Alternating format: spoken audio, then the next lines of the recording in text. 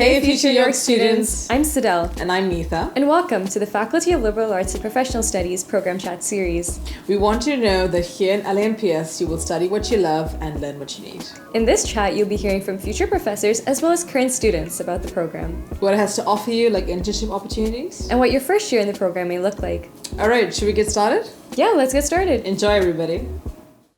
Hi there. Thank you for joining us for our program chat. My name is Adam. I'm the Recruitment and Liaison Officer for York University and for the Faculty of Liberal Arts and Professional Studies. Today, we're going to be talking about one of our most interesting programs, our Department of Philosophy program.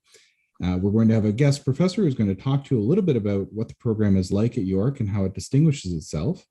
Before we get started, though, I would like to take a moment to recognize that while you're watching this video virtually, and we're not actually all in the same gathered space, we still would like to acknowledge the territories upon which you may reside and upon which York University is currently on. As a member of the York University community, I recognize that many Indigenous nations have longstanding relationships with the territories upon which York University campuses are located that precede the establishment of York University. York University acknowledges its presence on the traditional territory of many Indigenous nations. The area known as Takaranto has been taken care of by the Anishinaabeg Nation, the Haudenosaunee Confederacy, the Huron-Wendat, and the Métis. It is now home to many Indigenous people. We acknowledge the current treaty holders, the Mississaugas of the Credit First Nation. This territory is subject of the Dish with One Spoon Wampum Belt Covenant, an agreement to peacefully share and care for the Great Lakes region. Now I would like to introduce to you one of the members of our philosophy department, Professor Duff Waring. Good morning, Professor Waring. Good morning. So you're going to be talking a little bit about the philosophy department for prospective students and a bit about the program. So I will turn things over to you. All right. Well, good morning, everyone. And it's a pleasure to meet you all, if only virtually. Before I get started, I just want you to take down my email address. It's all lowercase. It's dwaring@yorku.ca. If you have any questions at all about the philosophy department, about anything I've said during my talk, about our courses, please email me. I'm the undergraduate program director for the philosophy department, and I'm here to assist undergraduate students get settled in the department. I'm here to provide academic advising for any questions related to our philosophy programs, which I'll describe in a minute. So please don't hesitate to email me after today's session if you have any questions that come up later on. I'd be very pleased to hear from you, and I will get back to you. Now, what's the philosophy program at YorkU about? What's philosophy about? In very broad terms, philosophy is the use of reasoned analysis and argument to understand the nature of the real world and human existence. We call that metaphysics. The use and limits of knowledge, we call that epistemology. And the principles of moral judgment and behavior, we call that ethics. So philosophy thus encompasses critical thinking about the thinking by which we claim to understand the world and ourselves. So conceptual analysis is key in philosophy. We want to understand and analyze the meaning of certain fundamental terms. But so are questions about how our thinking should inform our actions. How ought we to treat others and organize social institutions? How should we relate to our natural environment?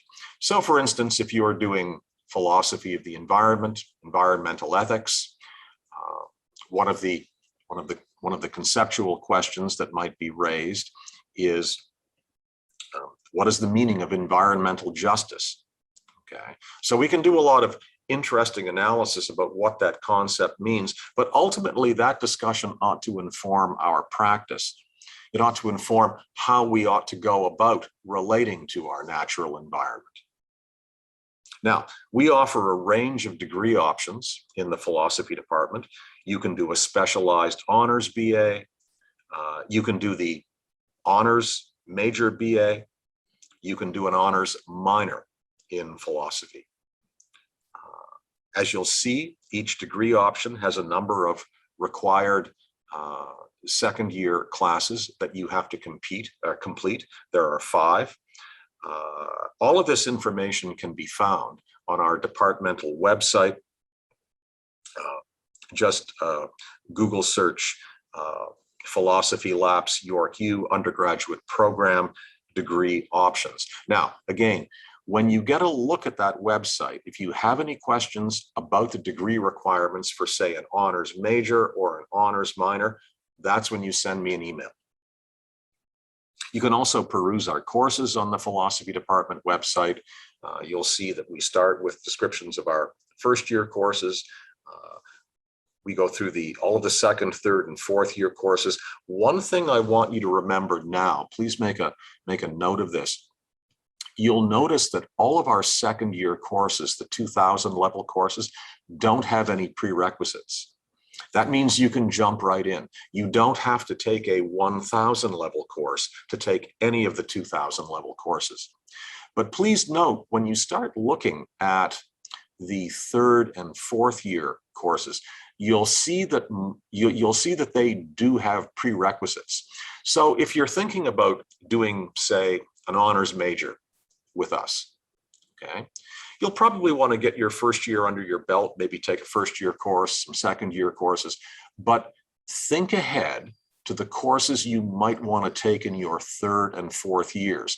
And as you're thinking ahead, make a note of the prerequisites you have to take so you can get into those courses. Again, that's the sort of thing I can help you with. I should note very briefly that the philosophy department also offers a cognitive science program in which students explore the intersection of philosophy and contemporary neuroscience and psychology. Cognitive science is the scientific study of the mind and its processes. And what is especially exciting about cognitive science is the nature of its interdisciplinary cooperation, involving psychologists, philosophers, computer scientists, neuroscientists, anthropologists, biologists, and linguists, all of whom study the nature of thought, emotion, perception, memory, language, and other aspects of cognition. Now, my colleague, Professor Jacob Beck, is going to do a separate presentation on the cognitive science program. And if you're at all interested, I urge you to attend his program, his presentation. Now, one other thing I'd like to mention about the philosophy department, we have a very active undergraduate student community, and they're active in 2 ways. We have an undergraduate philosophy club called Philosophia, and one of the great things about Philosophia is you don't have to be a philosophy major to join. We get students from all undergraduate disciplines in LAPS who participate in Philosophia events. All you have to have is an interest in philosophic issues and discussion. You are more than welcome to join. If you want contact information for Philosophia, again, please email me. We're getting the club up and running now for this coming year. The undergraduate students in the philosophy department also publish a great undergraduate philosophy journal called The Oracle. And this is a great way to get started publishing your work. I'm very pleased and proud to say that over the past 2 years, despite the pandemic, the people involved in Philosophia have published an edition of The Oracle every spring. Well, it was a bit late. This year's edition came out last summer, but The Oracle is now published on the York University Digital Journal library. It's also published in hardcover. If any of you want an electronic copy of our latest edition of The Oracle, please email me. I'd be happy to send you a PDF. Okay. I urge you, if you join the philosophy department in some way, if you want to take courses with us, consider getting involved with Philosophia and consider participating in the editorial work that involves in getting the Oracle up and running every year. And certainly consider submitting an essay to the Oracle for publication. You'll meet a wide range of students, many of them philosophy majors, but again, Many of them are students from other disciplines at the university. Okay, great way to get to know people, great way to have lots of informal, fun discussions about philosophy. Now, top reasons students enroll in our program. Why study philosophy? Because it has great practical value. Philosophy students learn to think clearly and critically. They learn to understand and interpret other points of view, explain complex ideas and arguments, and become better debaters and writers. Just consider the payoff. The ability to think clearly, to recognize and assess the strengths and weaknesses of arguments, and to write and argue persuasively are all valuable skills that are fundamental to success in the legal profession, in public service, and in business.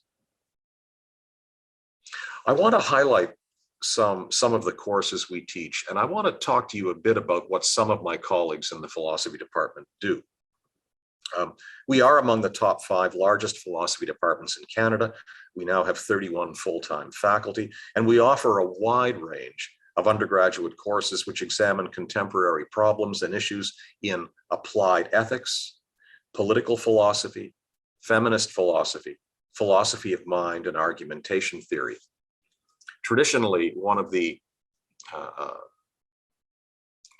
York University Philosophy Department has emphasized the application of theory to practice. So you'll see there's a practical bent to a lot of our courses. For instance, there's a second-year course called Introduction to Applied Ethics, which I like to teach every year. It's one of my all-time favorite courses. In this course, what we attempt to do is apply moral theory to concrete moral problems. And we work together as a class to figure out what we ought to do about issues like medical assistance in dying, environmental ethics. Sometimes we focus on very specific practical issues, the pros and cons of capital punishment, for instance. Again, the application of theory to practice is a key feature of our department, and it just highlights the practical value of learning to think philosophically about many of the issues you'll read about every day in the newspaper. Now, in addition, we offer courses in the history of philosophy and other very traditional areas of philosophy like metaphysics and epistemology or the theory of knowledge. We offer courses in logic, philosophy of language, and also the philosophy of law. Now, as I said, you may want to get your first year behind you before deciding on a major or a minor. So let me say a few words about our 3 first-year philosophy courses. Philosophy 1000 is our full-year Introduction to Philosophy course, and it covers leading thinkers in the Western philosophic tradition from the ancient Greeks to the 20th century. It'll give you an excellent overview of the discipline. Philosophy 1002 is our Justice, Law, and Morality course. It is another full-year course which covers the development of philosophic thinking about law, justice. What do we mean by justice? What is a legal system? Civil and common law and punishment, again from the ancient Greeks to the modern times. We also have a course called The Meaning of Life, and it's a term course that examines fundamental practical philosophic questions, including what is the meaning of life? If there is one, what is the meaning of my life? How might I go about thinking about that? What is happiness and how might I achieve it? What is wisdom? Okay. Is death bad? If so, why? And what does it mean for me living the life I'm living now? So we get into some very interesting and very engaging existential questions in this course. Again, any of these courses will provide a good overview that can help you discover more specific areas of interest. You know, the courses you would pursue in the second, third, and fourth year levels. And again, bear in mind when you look at our courses, that 1,000 level courses are not required for 2,000 level courses. So you can take 2,000 level courses in your first year as well. Just remember though, if you are going to major in philosophy, you can't take more than 9 credits of the first year level. I want to talk now about what some of my colleagues in the department do. One of the great things about teaching in the philosophy department is, I'm surrounded by really creative, interesting people who are doing fascinating things. My colleagues, Alice McLaughlin and Regina Rini, both full-time professors, they both articulate feminist perspectives in theoretical ethics and bioethics, respectively.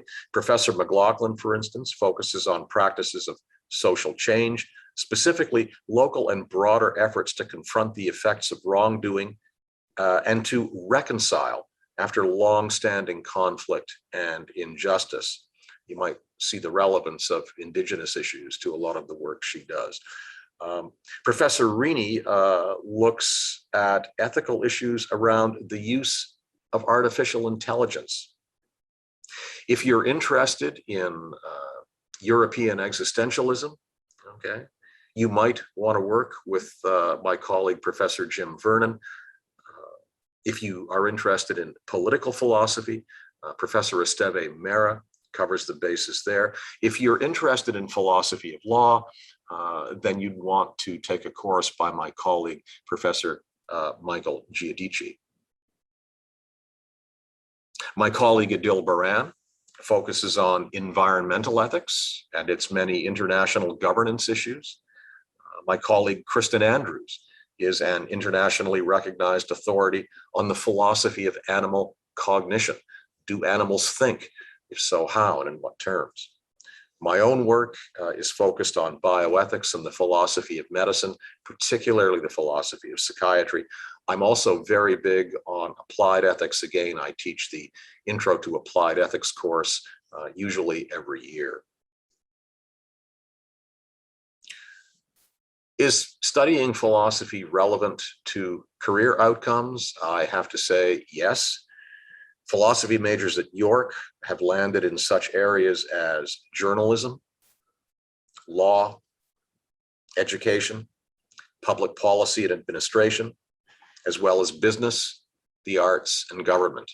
I can tell you in the 16, 17 years I've been here, I've seen students, undergraduate philosophy students, enter all of those career streams. You might want to go to our prospective students Why Study Philosophy website for more information on career options.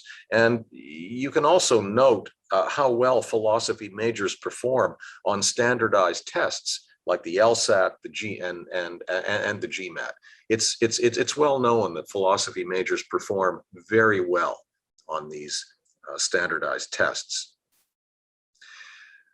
I want to emphasize again, I'm the undergraduate program director for the philosophy department. My focus is on working with undergraduate students, especially students coming in for their first year.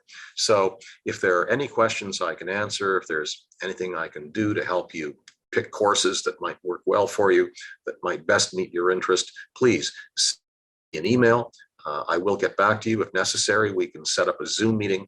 Any academic advising that relates to the philosophy program and the degree requirements, I'm the person you contact, and I look forward to hearing from you.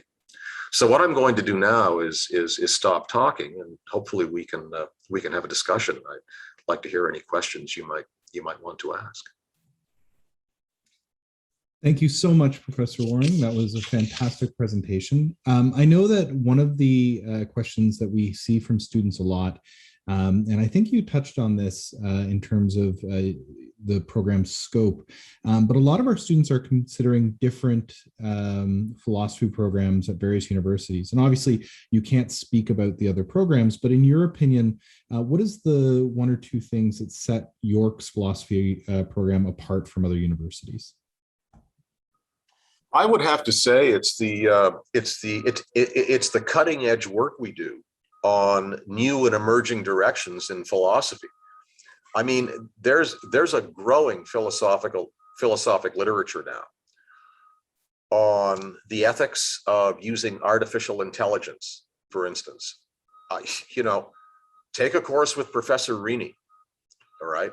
she'd love to have you. And she's done a lot of very interesting research on that topic. Environmental ethics is becoming ever more important to all of us.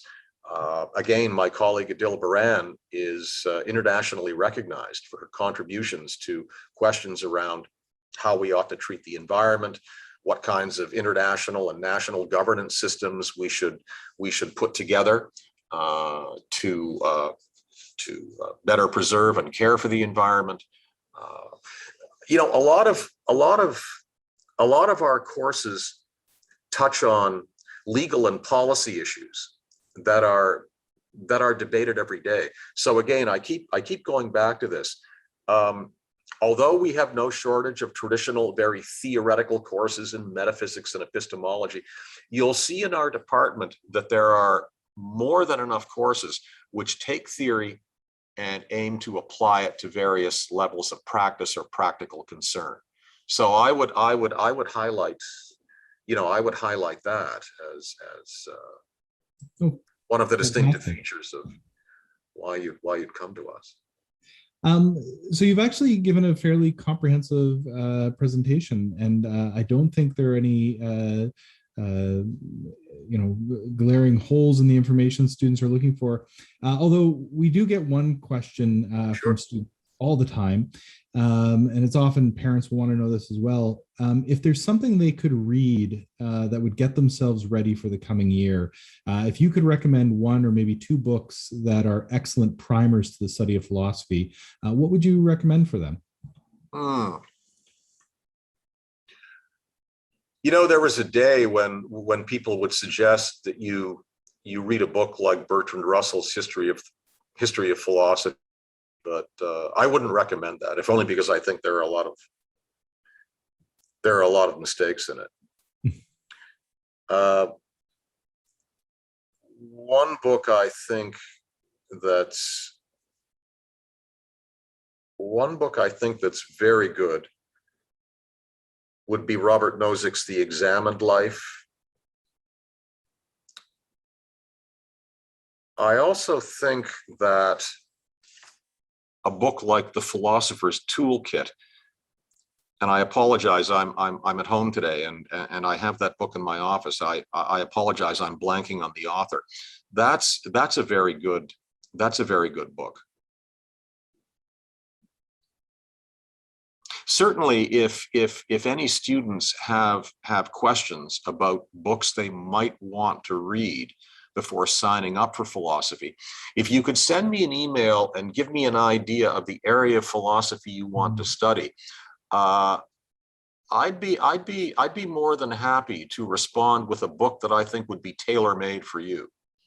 I mean, look, you know, there's a range of books, you know, introductory philosophy books. There's lots of them out there. Okay.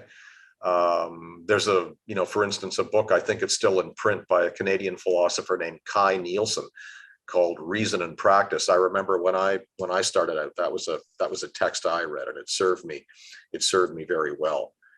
But there are also books with a more specific focus, books on why we ought to consider being moral, right? Things like that. So please send me an email and you know, I'll give you at least one introductory book that you might want to read. Fantastic.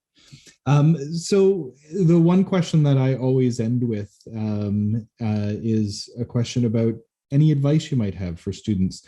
The transition from high school into university can be quite a daunting one. And if you had a piece of advice for students who are starting their journey at York, what would that be? 2 words: time management. Okay. You set up your program for your first year. Okay. You'll be taking, say, 3-4 courses a term. Now, I realize this is highly debatable and lots of people will disagree with me. I don't think you should be rushing through your bachelor's degree. I think you have the opportunity to spend 4 years in the academy and nourish your mind, develop your mind. And you can do that in such a way that the benefits will be lifelong. So take your time, okay? Set your courses up. I wouldn't be taking more than 3 a term, but many of my students want to take more than that. But once you've set your courses up, read the syllabi for each course, okay? You'll see the assignments you have to complete for each course. You'll see the due dates for those assignments. Set out a work plan. You'll want to know the first week of classes. Once you get those syllabi, you'll want to note when your assignments are due, what assignments they are, okay? Make sure that you spend time, at least 5 days a week, working on your courses, okay, following the syllabus and keeping up with the readings, okay? What you don't want to do is put yourself in a position where it's the middle of the term, you've got a midterm coming up, and you have to cram the previous 6 weeks of material over 2 or 3 days to write this exam. You don't want to end up in that position, okay? So stay focused, work every day, follow the syllabus, keep up with the readings, note the due dates, okay? Think ahead, okay? So you'll want to set out a work plan for yourself. You'll find out pretty quickly which courses are going to take more of your time than others. Figure out over the course of a week how much time you want to allot to the intro to philosophy course, okay, as compared to other ones, okay? Manage your time. If you do that, you can work steadily and you can work consistently, and you won't find yourself with your back up against the wall trying to pull an essay out of your mind 2 days before it's due. That's the situation you don't want to end up in. Okay, now, having said that, I realize that one of the defining features of York University students, at least the ones that I've worked with, I've known very few York University undergrads who weren't holding down at least one part-time job while they were getting through all of this. Okay, so I know how busy undergraduates can be. Okay, I had to work my way through my BA as well, holding down a couple of part-time jobs every year. So again, time management. Work steadily and work consistently. Excellent. Well, thank you so much for taking the time with us to talk a little bit more about the philosophy department. Any closing remarks about philosophy and the study of for undergraduate students? Well, if philosophy is the discipline that's going to light a fire in your mind, you might find that fire will continue burning long after you leave York U.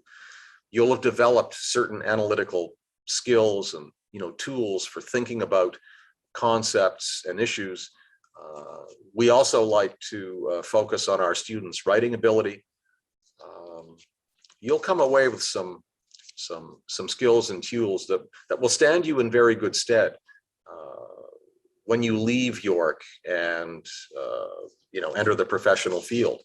I studied philosophy for 7 years before I went to law school, and I did notice that I found the segue from philosophy into law to be much easier than a lot of my law school colleagues who were just having to get used to analyzing concepts and arguments, right? I mean, I had 7 years of that behind me. So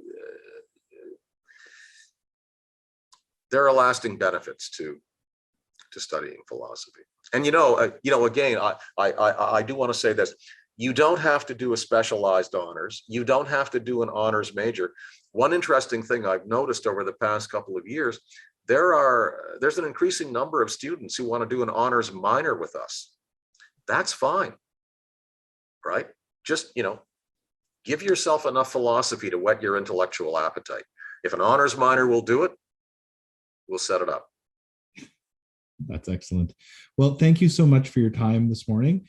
Always I a just pleasure. want to I just want to remind students that if you'd like to reach out, Professor Waring has graciously offered his email. It's in the chat, but Professor Waring, if you want to repeat just one more time for students who might have missed it. Sure. DWARING@yorku.ca.